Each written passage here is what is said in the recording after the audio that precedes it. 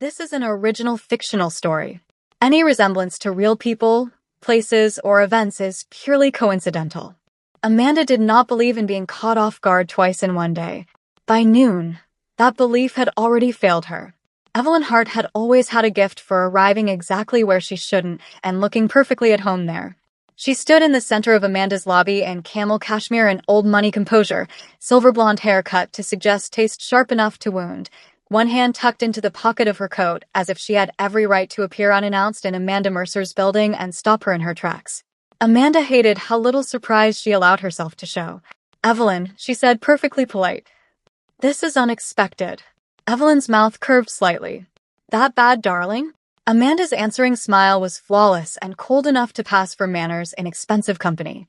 "To what do I owe the pleasure?" Which, in Amanda's language, meant, "What are you doing here?" Evelyn heard the translation immediately. She always did. "I sent 2 messages," she said. "You ignored both." "I've been busy, so I noticed." Amanda shifted the folder under her arm. Around them, the lobby continued in careful motion, assistants crossing the floor with coffee trays, security murmuring into earpieces, the low hum of wealth trying to sound quiet. None of it touched the line of tension standing between 2 women who had once known each other far too well. "You could have gone through my office," Amanda said. Evelyn gave her a look that was almost fond and nowhere near gentle. "And missed the opportunity to see your face in real time?" Amanda nearly exhaled. Not because Evelyn was wrong. Because she wasn't. "What is it you need?" Amanda asked. The phrasing was elegant enough to frame itself on a wall. Civil controlled.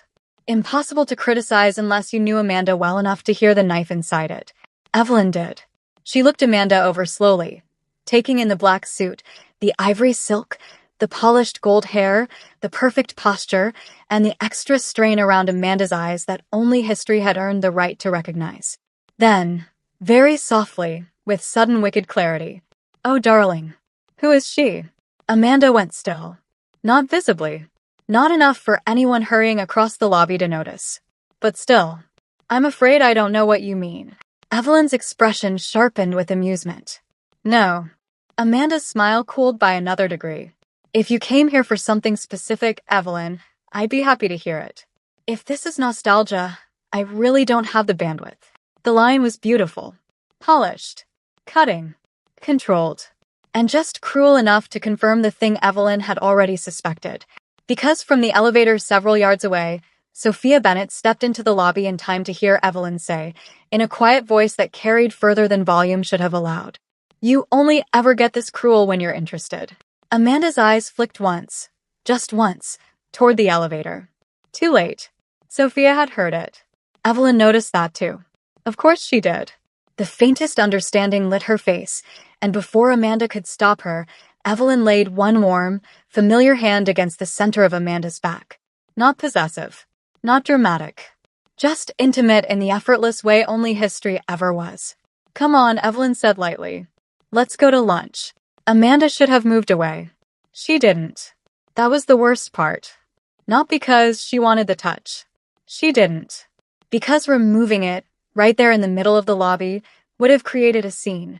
Amanda Mercer did not make scenes in public, unless she intended to win them. So she let Evelyn guide her toward the private elevator with all the confidence of someone who had once kissed her in the dark and still remembered where the pulse lived. Every step of the way, Amanda was aware, painfully aware, of Sofia standing in the lobby watching. Sofia stayed where she was until the elevator doors closed. Only then did she move. Connor from legal intercepted her halfway across the marble floor with a question about revised donor language, and Sofia answered him on instinct while some quieter, less reasonable part of her remained fixed on the image that had just embedded itself under her skin, Evelyn's hand on Amanda's back, Amanda not shaking it off. That one devastating line dropped between them like a lit match. "You only ever get this cruel when you're interested." Sofia hated jealousy on principle.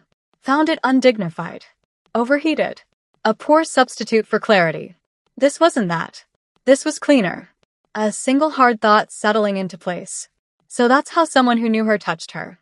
That, more than the line itself, was what bothered Sofia. Not that Amanda had a past. Of course she had a past. Amanda looked like a woman who had been wanted often and allowed very little. It was the familiarity of the touch. The fact that another woman could cross the lobby of Amanda's building, read her face in one glance, and lay a hand on her like she had every right. Sofia did not enjoy what that stirred in her. But she wasn't going to lie about it either. When Connor finished speaking, she gave him the answer he needed, watched him walk away, and crossed the lobby at an unhurried pace that no one would have recognized as restraint. At the reception desk, Mara looked up. "That looked expensive," she murmured. Sofia's mouth moved despite herself. "You have no idea." Mara lowered her voice. "Former board member. Former something else, too. If the gossip archive in this building can be trusted." Sofia took that in with a stillness that was entirely deliberate. "Useful building," she said. Mara's eyes flicked toward the closed private elevator. "Dangerous one." Sofia gave the faintest nod and kept walking. She had work to do. That was, increasingly, the problem. Because she was very good at her work. Very good at looking at systems instead of stories, behavior instead of ego, pressure instead of performance. Amanda Mercer had started as a pressure point. A fascinating one, yes, but still just a pressure point. Now, standing in the center of Amanda's building with Evelyn's line still echoing in her mind, Sofia was beginning to suspect the system had become personal. That was not ideal. It was also very obviously true. Lunch took place 3 blocks away in a private restaurant lined in smoked glass and polished wood, where the waiters moved like silence had been included in the dress code. Evelyn had chosen it on purpose. She used to choose everything on purpose. Amanda sat across from her in a curved leather booth with untouched water in front of her, and her irritation arranged so elegantly it could almost have passed for composure. Outside, the city blurred in wet gray and silver. Inside, everything smelled faintly of citrus, dark wood, and money trying not to seem loud about itself. Evelyn watched her over the rim of a wineglass. "You look exhausted," she said. Amanda reached for her water. "And you look persistent. That's kinder than what you used to call it." Amanda did not smile. "Why are you here, Evelyn?" It wasn't a question anymore. Evelyn set down the glass. "I need a favor." Amanda gave her a dry look. "I'm stunned. There's a nonprofit board seat opening up. Strategic oversight, donor restructuring, tasteful chaos, the usual." She crossed one leg over the other. "They want someone who can walk into a mess and make it feel disciplined in under a month." Amanda's expression barely changed. "And naturally you thought of me." "I did." Evelyn tilted her head. "You were always very good with impossible things." Amanda looked down at the menu she had no intention of opening. "I don't have time." "That's not the real answer. It's the only one you're getting." Evelyn let the silence sit between them a little too comfortably. Then softly, "Who is she?" Amanda looked up. "You're repeating yourself. And you're avoiding me with more style than usual." "There is no she." Evelyn gave her the same look she used to wear when Amanda lied well, but not perfectly. "Darling." That tone. God. Amanda's voice cooled by degrees. "You heard me." Evelyn leaned forward slightly, just enough to sharpen the intimacy of the moment. "I watched you cut me open with a teaspoon for 2 years," she said. "I know exactly what you look like when something gets under your skin." Amanda held her gaze. No flinch. No retreat. No visible reaction at all. Inside, fire moved over dry wood. Evelyn went on, a little softer now. "You're sharper than usual. Quieter than usual. Meaner than usual." Amanda picked up her water glass and took a measured sip she did not need. When she set it down, her hand was perfectly steady. "So either the company's on fire," Evelyn said, "or there's a woman." Amanda almost smiled then. Almost. "The company is never on fire." Evelyn laughed under her breath. "There she is." Lunch arrived. Neither of them cared. They spoke about governance failures, donor influence, restructuring, old names Amanda still had no interest in hearing, and the board seat Evelyn wanted her to consider. Amanda refused it twice in flawless language. Evelyn ignored both refusals with all the patience of a woman who had once known exactly how Amanda sounded right before she gave in to something she had already decided she didn't want. By the time they stood to leave, Amanda felt scraped clean in all the wrong places. At the restaurant door, under the awning in the fine silver rain, Evelyn buttoned her coat and gave her one long look. "Be careful," she said. Amanda looked at her. "With what?" Evelyn's expression turned unexpectedly gentle. "With the one who makes you forget to be bored." Then she kissed Amanda's cheek with the ease of an old life, stepped back, and disappeared into the wet city without waiting for an answer. Amanda stood under the awning for a moment longer than necessary, staring out at the rain-dark street. Then she got into the car and went back to work, angry enough to sharpen steel. By the time she returned to the tower, Amanda had transformed the lunch back into what she needed it to be. An inconvenience. A pointless interruption. An old flame with too much time and not enough restraint. That was the official internal filing. What did not fit the filing system was the image waiting for her when she stepped back onto the executive floor. Sofia halfway down the hall near conference room A, one hand braced against the glass wall as she listened to a project lead with her usual impossible steadiness. People looked calmer around her. That had begun to irritate Amanda beyond reason. Now it did something more dangerous. It reminded her of the lobby, of the elevator, of being seen. Amanda did not slow, did not pause, did not look too long. And still, somehow, Sofia lifted her head and caught her glance from 15 feet away. Not by accident. That was what set Amanda's pulse off. Not the eye contact. The certainty of it. The fact that Sofia had heard something she should not have heard and now knew too much. Amanda kept walking. Sofia looked back at the project lead and continued the conversation as if Amanda's entire presence were not an active force field moving down the corridor. That, too, irritated her. It should not have mattered whether Sofia looked after her. It mattered. Far too much. And if you're still here with me, take a second to like and subscribe. Stories like this only reach more people when YouTube sees real engagement. And tell me in the comments where you're listening from and whether Sofia was already jealous in that lobby scene. By evening, the building had shifted into one of those polished social rituals Amanda privately hated and publicly tolerated. A donor reception. Glass walls. Expensive lighting. Wine chosen by people who liked hearing themselves talk about oak and finish. Too many conversations disguised as chance encounters. The event was being held on the tower's upper terrace level, an indoor-outdoor space with low black seating, gold-tinted light, and a rooftop balcony that opened over the city like the edge of a ship. Amanda arrived late on purpose. She always did. By then, the room was full enough for her entrance to matter. She had changed only slightly. Same authority, different temperature. The black suit was gone, replaced by a deep champagne silk blouse under an ivory dinner jacket and slim black trousers that made her look taller, leaner, even less touchable than usual. Her gold hair caught the rooftop light like polished metal. Her mouth was still set in that faint, elegant hardness that had once made men twice her size lose track of their own arguments in under 10 seconds. People turned when she walked in. Investors straightened. A man from strategy nearly dropped his drink trying to greet her too fast. Amanda moved through the room with that same impossible self-possession, acknowledging people just enough to keep them grateful and never enough to make them comfortable. And through all of it, she was aware of Sofia. Not immediately beside her. Not even in her line of sight at first. Just there, like pressure before weather breaks. Sofia stood near one of the outer glass walls speaking to a donor representative, dark hair still pulled back, black trousers, dark blouse, a glass in her hand, and that same maddening steadiness in the set of her body. She looked good. That irritated Amanda on principle. It irritated her more when she realized Sofia was warmer tonight, not careless, never that, but easier around other people than she had ever been around Amanda. There was quiet humor in the way she tilted her head while listening, a faint smile at one corner of her mouth that she almost never gave Amanda. More than one person was drawn to her. Amanda hated how quickly she noticed that. She hated even more that Sofia noticed Amanda noticing. Their eyes met across the room. Held. Released. Later, near the bar, Sofia passed close enough to say in a voice low enough to feel private, "You clean up well." Amanda turned just enough to answer. "And you've grown conversational." Sofia glanced at her over the rim of her glass. Occupational hazard. Amanda should have left it there. Instead, she said, "You seemed entertained in the lobby." Sofia's expression did not change. "Interesting lunch?" Amanda's jaw tightened almost invisibly. Sofia saw that and, for the first time in a way that truly mattered, did not back off. "Former board member?" she asked. Amanda's gaze sharpened. "You're making assumptions." "Former something," Sofia said.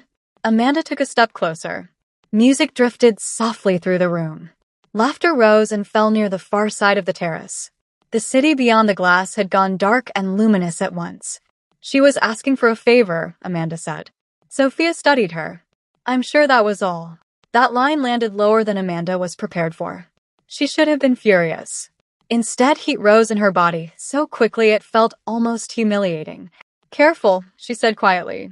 Sofia's eyes did not leave hers. You've had a long day. I can tell. Amanda nearly laughed. How observant. Sofia tipped her head toward the balcony doors. You look like you need air. It was not an invitation. Not exactly. That made it worse. Amanda stared at her for one beat too long, then said, You seem very interested in what I need. Sofia's answer came low and clean. Tonight? Maybe I am. Then she walked away. Amanda remained exactly where she was for 3 full seconds before following. The balcony was empty. Of course it was. Below them, the city stretched in dark glass and ribbons of white and gold. Wind lifted at the edge of Amanda's jacket, cool against the heat under her skin. Behind them, the reception glowed warmly through the glass. All reflected light and curated laughter, and people who still thought control was the same thing as calm. Amanda stepped out first and turned toward the skyline, then turned again when she heard the door open behind her. Sofia closed it softly. For a moment neither spoke. Then Amanda said, You're getting reckless. Sofia came to a stop a few feet away. No, you're getting harder to ignore. Amanda laughed once, sharp and disbelieving. That confidence of yours is becoming exhausting. Sofia slipped one hand into her pocket against the wind. And you're becoming very easy to read. Amanda turned fully toward her now. The city burned behind her in white and gold. She looked breathtaking like this, furious, elegant, too tightly held together. Sofia's eyes moved over her once, not hungrily, not carelessly, but with the kind of attention that felt far more dangerous. Amanda felt it everywhere.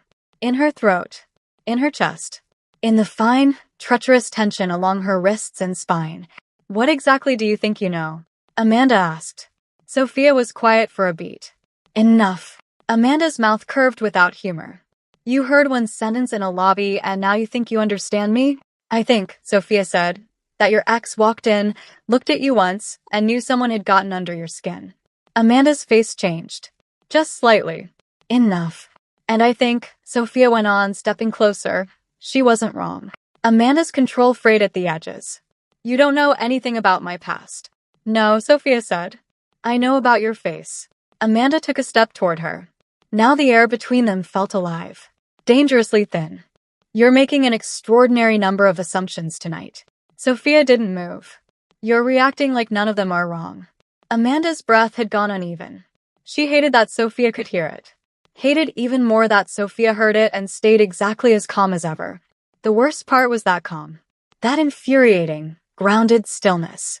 Amanda's voice dropped lower. You think this is amusing? No, Sofia's eyes held hers. I think you've been wound tight since the day I met you, and I think you hate that I can see it. Amanda's whole body went hot. You have no idea what I hate. Sofia pushed herself off the wall she had barely been leaning on and took one step closer. Then another. Only 2. That was all it took. Amanda stopped breathing for a second. Not because she didn't know what was happening. Because she did. And that was worse. Sofia came to a stop right in front of her, close enough for Amanda to feel her warmth through the evening air, close enough for every last polished defense to start looking thin.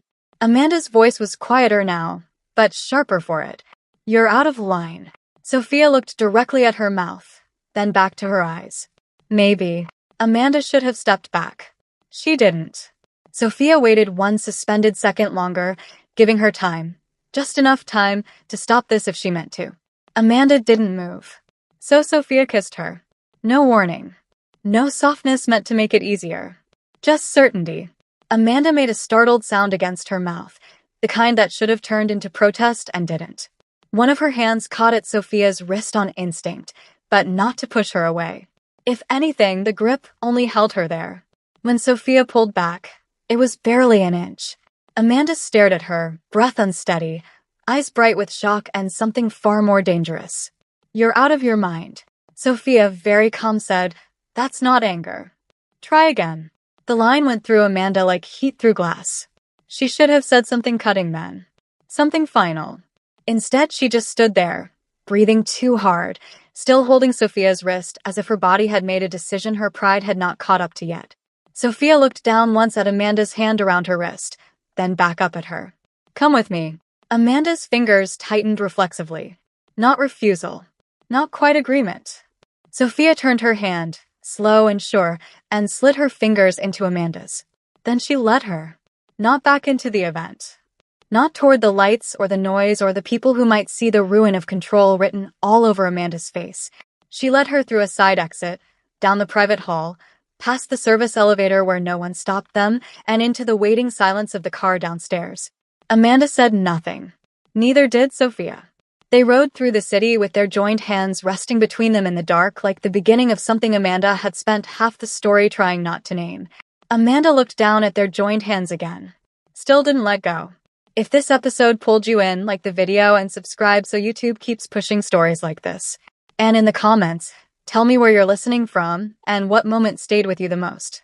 In the next episode, that kiss follows them all the way home, and Amanda finally stops pretending she doesn't want what Sofia does to her.